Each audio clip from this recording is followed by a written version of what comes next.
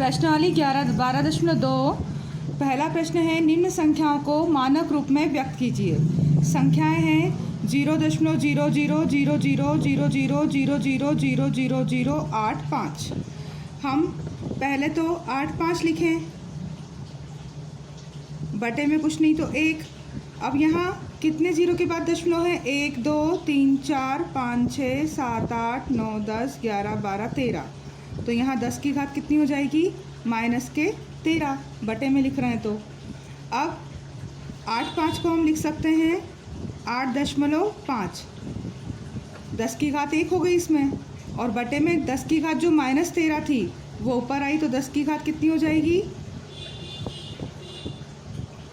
10 की घात जो 13 थी वो हो जाएगी ऊपर आके -13। तो 8.5, 10 की घात -13 में से 1 गया तो 10 की घात कितनी बचेगी? -12। 1 के बटे में पहले 10 की घात 13 लिखेंगे क्योंकि 10 के बाद 13 अंक हैं, और उसके बाद 8.5, तो 0.5 लगाया 1 अंक के बाद इसलिए गुणित 10, और नीचे से घात ऊपर आएगी तो -13। -13 में से 1 जाएंगे तो 10 की घात बचेगी -12। इसी प्रकार 942 को हम लिखेंगे 942, और बटे में 10 की घात कितनी हो जाएगी? कितने जीरो हैं यहाँ से यहाँ तक? 14 अंक हैं। 1 2 3 4 5 6 7 8 9 10 11 12 13 14। तो 10 की घात हो जाएगी यहाँ 14। अब इसको ऊपर लाएंगे तो 9 के बाद अगर हम दशमलव लगाना है तो 9.42। दशमलव हमने 2 अंक आगे लगाया तो गुणा करेंगे यहाँ 100 का, और 10 की घात 14 ऊपर आई तो क्या हो गई? 10 की घात -14। अब 9.42, 100 को लिख सकते हैं 10 की घात 2, और ये 10 की घात है -14। तो -14 में से प्लस के 2 गए तो 9.42 गुणित 10 की घात -14 में से 2 गए तो -12। तीसरी संख्या है 602 के बाद है हमारे पास 602 के बाद 13 जीरो, 3 3 दूनी 6 3 त्रिका 9 3 चौक 12 और 1 13। हम इसको कैसे लिख सकते हैं? 602 को दशमलव नहीं है यहाँ पर, तो यहाँ लिख सकते हैं हम 602 गुणित 10 की घात 13। अब दशमलव में 1 अंक के बाद लिखना है तो 6.02। तो यहाँ क्या हो जाएगा? गुणित हो जाएगा 100, और 10 की घात ये जीरो कितने थे? 13। अब 10 की घात ये हो गया है 2, तो 6.02 गुणित 10 की घात 2 और 10 की घात 13, यानी ये आंसर आएगा 6.02 और 10 की घात 13 और 2 कितनी हो जाएगी? 15। ऐसे यहाँ पर दशमलव है तो हम क्या लिखेंगे? 837, और बटे में 10 की घात कितनी आ जाएगी यहाँ पर? 10 की घात 1 2 3 और 3 6 7 8 9 10 11। 10 की घात कितनी होगी? 11, क्योंकि दशमलव 1 2 3 4 5 6 7 8 9 10 11 के बाद है। अब ये 11 ऊपर आएगा तो 8.37 लिखा 837 को, गुणित 10 की घात 2 हो गई क्योंकि यहाँ 100 का गुणा करेंगे 0.2 बार, और नीचे से 10 की घात 11 ऊपर आई तो क्या हो जाएगी? 10 की घात -11, यानी 8.37 गुणित 11 में से 2 गए तो 11 में से 2 जाएंगे तो कितने बचेंगे? 10 की घात -9।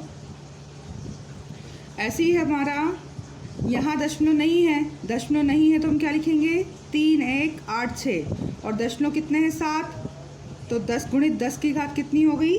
7। अब दशमलव लगाना है हमें 3 के बाद 1 8 6, तो यहाँ कितने अंक हैं? 3 जीरो हैं, इसलिए 1000 का गुणा, और गुणित 10 की घात कितनी है? 7। अब 3.186 और 10 की घात 3 जीरो है, यानी 10 की घात 3 और ये 10 की घात 7 है ही, तो 3.186 गुणित 10 की घात कितनी हो जाएगी? 3 और 7 10 की घात 10। ये होगा हमारा आंसर। प्रश्न दूसरा है, निम्न को सामान्य रूप में लिखना है। पहला है 3.02 गुणित 10 की घात 6। अब 3.02 को क्या लिख सकते हैं हम? 302, और दशमलव हटाएंगे तो नीचे 2 संख्या के बाद है इसलिए 2 जीरो लगा देंगे गुणित, और गुणित है 10 की घात -6, यानी 1 के बटे में आ जाएगा 10 की घात 6, माइनस में है घात तो 1 के बटे में लिख दिया। अब 302 और बटे में 10 की घात कितनी आ गई है?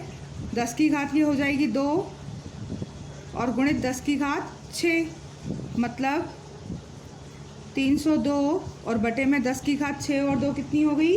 8 हो गई। अब 8 के बाद ऊपर क्या लगा देंगे हम? दशमलव सामान्य रूप में लिखने के लिए।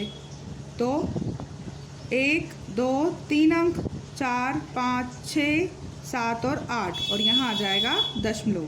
ये होगा इसका सामान्य रूप। 10 की घात 8 है, यानी कि दशमलव लगना चाहिए 8 अंकों के बाद। तो 302 तो है ही, 5 जीरो लगा दिए, कुल हो गए 8 अंक, उसके बाद दशमलव। 0.00000032 302। इसी का दूसरा है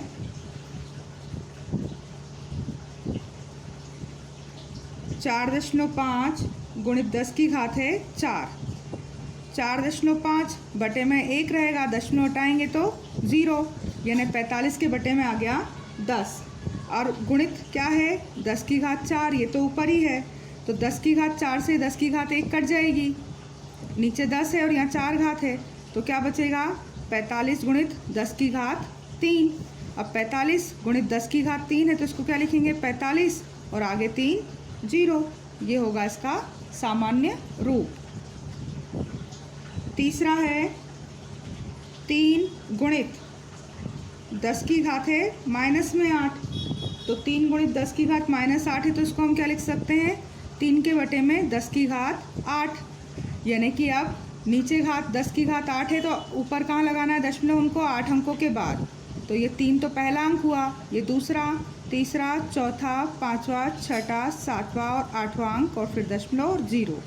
ये होगा इसका सामान्य रूप।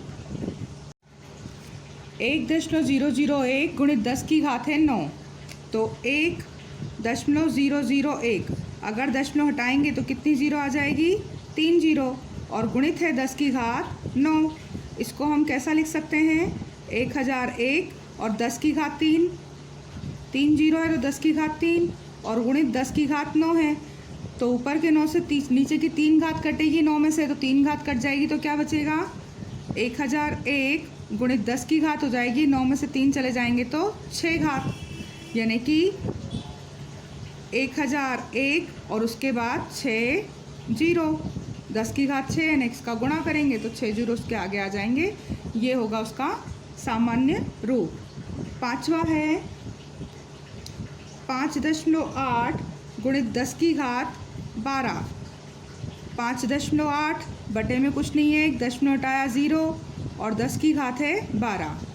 अब 10 की घात 12 है, तो इसको क्या लिख सकते हैं हम? 58 गुणित 10 की घात क्या? नीचे 10 से 12 में से 1 गए तो कितने बचेंगे? 11। अब 58 के आगे हमें कितने जीरो लगाने हैं? 11 जीरो। ये होगा इसका सामान्य रूप। छठा है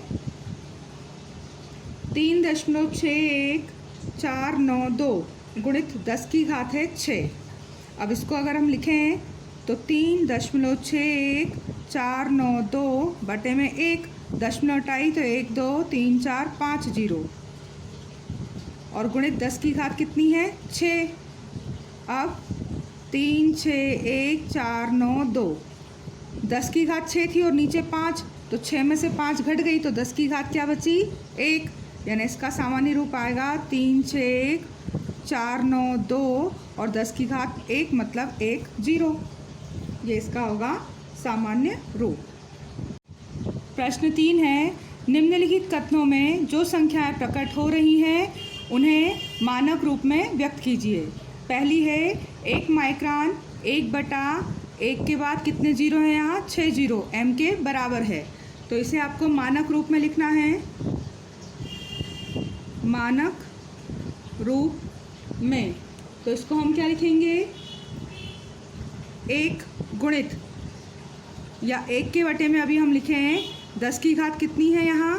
6 m, और फिर इसको 10 की घात 6 को ऊपर लाएंगे तो क्या आ जाएगा? 1 गुणित 10 की घात -6 m। ये क्या होगा इसका मानक रूप। दूसरा है एक इलेक्ट्रॉन का आवेश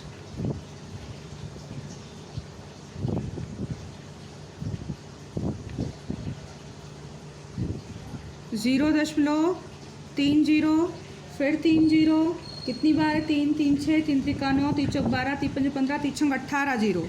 3 6, 3 त्रिका 9, 3 चौक 12, 3 पंजे 15, 3 छंग 18 और 1 6 कूलम्ब है। अब इसको मानक रूप में लिखना है इस संख्या को, तो मानक रूप में क्या लिखेंगे हम?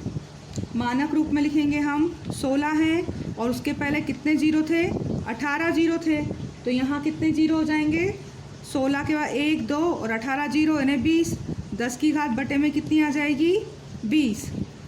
अब 16 को हमको लिखना है 1.6। संख्या दशमलव कहाँ लगाते हैं हम? एक अंक के बाद। तो यहाँ लगाएंगे अगर हम 1.6, तो 10 की घात कितनी हो जाएगी यहाँ? 1, और नीचे से 10 की घात 20 ऊपर आएगी तो वो हो जाएगी माइनस में। तो इसका मानक रूप होगा 1.6, 20 में से 1 गई, 10 की घात आ जाएगी माइनस का 19।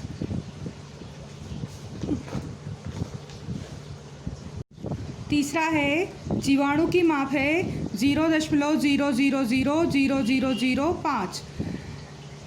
5 के पहले कितनी जीरो हैं? 6 जीरो और 1 5 का। दशमलव के बाद 7 अंक है तो 10 की घात कितनी हो जाएगी? दशमलव यहाँ से हटाएंगे तो 10 की घात आ जाएगी 7। अब 10 की घात 7 को अगर ऊपर लिखेंगे हम तो क्या आ जाएगा यहाँ? 5 गुणित 10 की घात माइनस में 7। 10 की घात माइनस में जाएगी। चौथे में पौधों की कोशिकाओं की माप। पौधों की कोशिकाओं की माप वो क्या दे रखी है आपको? 0.1234 और 12.75 मीटर। अब इसको मानक रूप में लिखना है हमें, तो मानक रूप में हम लिखें 12.75 और बटे में 10 की घात कितनी होगी? 1 2 3 4 और 4 जीरो 8, 10 की घात 8। अब 12.75 नहीं लिखना है हमें, पहली संख्या के बाद दशमलव लगाना है, तो 1.275। दशमलव एक अंक के बाद लगाया तो 10 में किसका गुणा होगा? घात 3 का, और नीचे से जो 10 की घात 8 आएगी वो काय में आ जाएगी? माइनस में, यानी 1.275 गुणित -8 10 की घात में से 10 की घात 3 चली गई तो बची कितनी? 10 की घात -5। ये होगा इसका मानक रूप। 5वां सवाल है हमारा, मोटे कागज की मोटाई।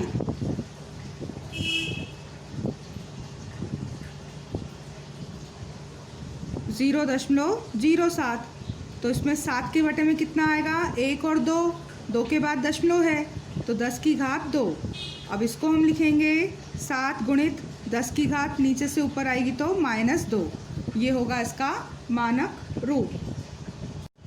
प्रश्न 4 है, एक ढेर में 5 किताबें हैं जिनमें प्रत्येक की मोटाई 20 mm है तथा 5 कागज़ की शीटें हैं जिनमें से प्रत्येक की मोटाई 0.016 mm है।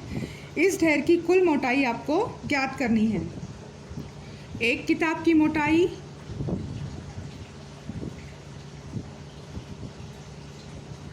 वो है 20 mm। ऐसी किताबें हैं 5, तब 5 किताबों की मोटाई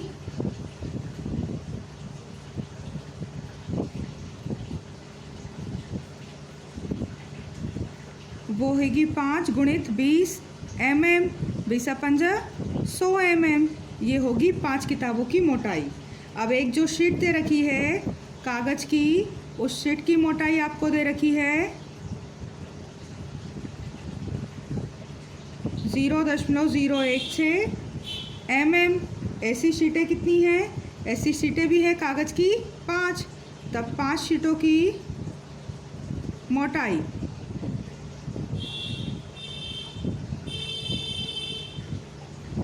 वो होगी 5 का गुणा करेंगे 0.016 में।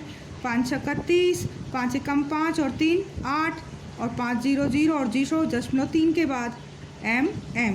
आपको निकालनी है कुल मोटाई, तो कुल मोटाई के लिए क्या करें? दोनों को जोड़ दें, 100 mm और प्लस 0.080 mm। 5 किताबों की मोटाई को और शीटों की मोटाई को जोड़ना है, तो ये आएगा 100.080 mm। ये पूर्णांक है और दशमलव के आधे 080। अब इसको अगर मानक रूप में लिखें तो मानक रूप में कैसे लिखेंगे हम? मानक रूप में इसको लिखेंगे हम, 1 के बाद दशमलव लगाना है, 1 2 3 4। दशमलव कहाँ आएगा? 2 अंक आगे करा हमने, 1.00, फिर ये 0.8 लिख रहे हैं, तो 10 की घात कितनी आ जाएगी? 2, क्योंकि दशमलव प्लस 2 आ गए, दशमलव यहाँ था ऑलरेडी। तो 1 दशमलव यहाँ लगा दिया हमने, तो 2 अंक आगे था, इसलिए गुणित 10 की घात 2, 100,080 और 10 की घात आएगी 2। ये होगी कुल किताबों की मोटाई।